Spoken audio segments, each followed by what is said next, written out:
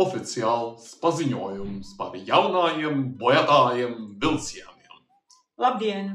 Labdien! Mēs esam Čehijas uzņēmumā Škoda Vagonka pārstāvji,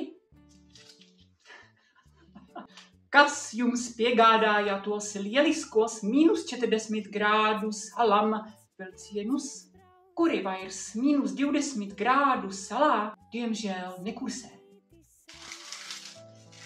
Mēs jūtamies ļoti atbildīgi par visiem Latvijas Republikas iedzīvotājiem, kas ceļo ar šiem vilcieniem.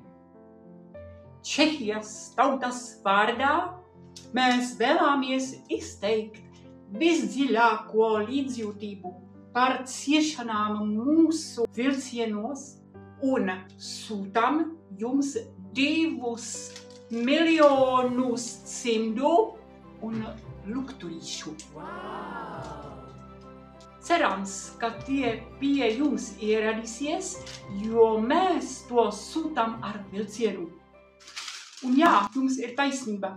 Labi, ka mēs neražojam arī kuģus vai lidmašīnas, bet citādi mūsu vilcieni ir diezgan smuki, vai ne?